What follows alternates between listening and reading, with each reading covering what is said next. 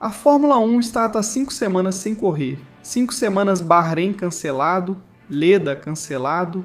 A guerra no Oriente Médio removeu 2 datas do calendário e paralisou o campeonato quando estava ficando interessante. E agora finalmente chegamos a Miami. O campeonato é retomado com várias mudanças de regulamento e finalmente veremos os carros na pista.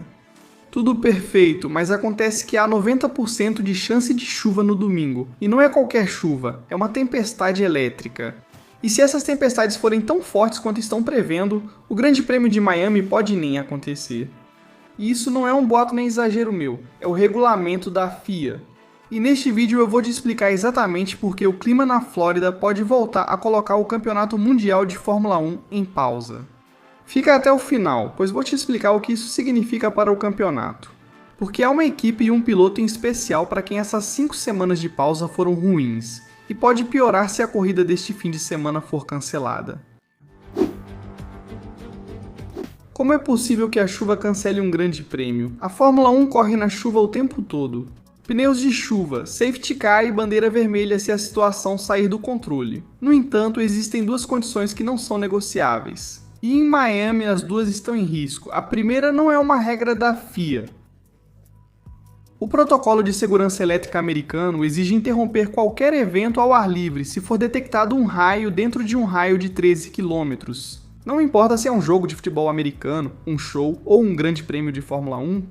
Caso a chuva pare, é obrigatório esperar pelo menos 30 minutos antes de poder retomar as atividades. No entanto, se outro raio cair, o evento é pausado novamente e o cronômetro volta para zero. Por outro lado, existe a segunda regra, que é da FIA. Em todo momento durante uma sessão, seja treino, classificação ou corrida, deve haver um helicóptero médico pronto para decolar. Se um piloto sofre um acidente grave e precisa de cirurgia urgente, esse helicóptero faz a diferença entre chegar a tempo ou não chegar. E se houver uma tempestade elétrica forte o suficiente para que o helicóptero não possa voar, a sessão não pode começar. Ou, se já começou, tem que ser interrompida.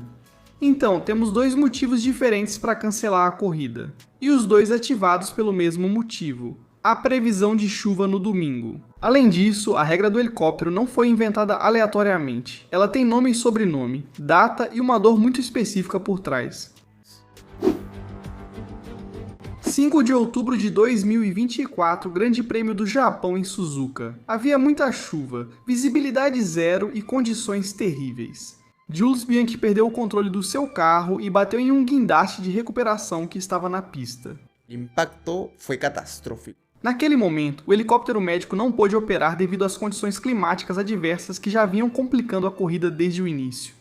Por isso, Bianchi foi levado ao hospital de ambulância. A FIA confirmou depois que o tempo de transporte e o tipo de transporte impactaram no seu prognóstico ao chegar. Jules Bianchi faleceu 9 meses depois, em julho de 2015. Ele nunca recuperou a consciência depois daquele acidente. No entanto, esse acidente mudou muitas coisas na Fórmula 1. Os procedimentos de bandeira amarela, os protocolos para guindastes na pista, e uma regra intocável: se o helicóptero não pode voar, não tem corrida. E para mim, isso é o certo, porque apesar de existirem regras que às vezes vão contra o espetáculo, a segurança dos pilotos vem em primeiro lugar. E justamente agora, essa é a situação há poucos dias do Grande Prêmio de Miami. Mas antes de continuar, se você está gostando do vídeo, inscreva-se. Inscreva-se, quão real é esse risco? As previsões no momento em que estou gravando isso falam de 90% de probabilidade de chuva no início da corrida de domingo. E não é uma garoa, mas sim tempestades elétricas. O tipo de tempestade que na Flórida pode chegar, chover forte por 1 hora e depois ir embora como se nada tivesse acontecido. Ou por outro lado, pode ficar o dia todo. É totalmente imprevisível. O lado positivo é que essa previsão é só para o domingo, então as sessões de sexta e sábado não devem ser afetadas. Algo que é relevante levando em conta que é um fim de semana sprint. Além disso, outro ponto positivo é que a Fórmula 1 tem uma certa margem. Se houver bandeira vermelha, eles podem esperar. Se a corrida começar com atraso, eles podem ajustar. E se forem disputadas pelo menos 2 voltas atrás do safety car, tecnicamente já é considerada uma corrida. Ninguém quer ver o que ocorreu na Espanha em 2021 se repetir. Mas se o helicóptero não puder voar em nenhum momento no domingo, não há nada que possa ser feito. Na verdade, essa não é a primeira vez que isso acontece. Já houve sessões canceladas exatamente por esse motivo. Então esse não é um cenário imaginário, é algo que a FIA já aplicou antes e aplicará novamente, se for necessário. E o que torna essa situação particularmente chamativa é o contexto. Já estamos há 5 semanas sem Fórmula 1. Bahrein foi o primeiro a cair, depois Jeddah, então o campeonato está paralisado desde o Japão. E agora que finalmente chegamos a Miami, com toda a expectativa em cima, com mudanças no regulamento e com as equipes prontas com atualizações. O clima nos diz, nem tão rápido assim. Então agora vamos ver como toda essa situação impacta o campeonato. Vamos falar do campeonato, pois há algo nisso que acho interessante. Antes de Miami, a classificação é a seguinte: Kimi Antonelli lidera com 72 pontos, George Russell está em segundo com 63, Charles Leclerc em terceiro com 49, Lewis Hamilton em quarto com 41 e Lando Norris em quinto com 25 pontos. Antonelli chegava com impulso.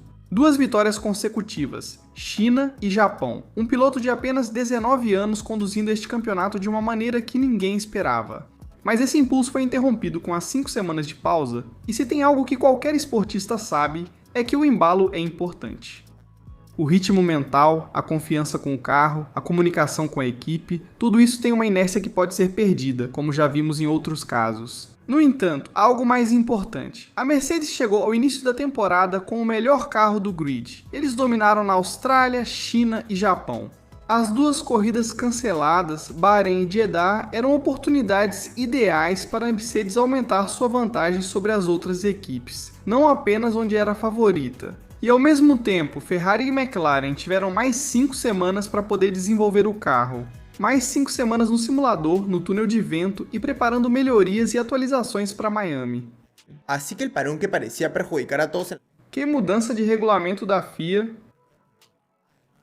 Em Miami há mudanças de regulamento que adicionam mais uma camada de incerteza. A FIA fez 2 mudanças principais. O primeiro foi reduzir o limite de regeneração de energia na classificação, enquanto o segundo limitou o famoso super clipping, que é basicamente quando o carro freia involuntariamente para recarregar a bateria. Isso mesmo que os pilotos vinham criticando desde o início da temporada. Em teoria, essas mudanças deveriam equilibrar a disputa e reduzir a vantagem, mas na realidade, ninguém sabe exatamente em que medida isso vai afetar a Mercedes. Russell está a só 9 pontos enquanto a Ferrari traz atualizações promissoras. Já a McLaren ainda não despertou totalmente, mas no Japão vimos o potencial deles com o resultado de Piastri. O campeonato estava ganhando forma, e se Miami for cancelada, a Mercedes perde uma terceira corrida favorável. Por outro lado, o restante das equipes teria ainda mais tempo para continuar diminuindo as distâncias. O que vai acontecer no domingo? Não faço ideia. Miami pode amanhecer com céu limpo ou chuva forte, mas por enquanto parece que será chuva. Vamos aguardar. E se você gostou deste vídeo, inscreva-se e nos vemos na próxima.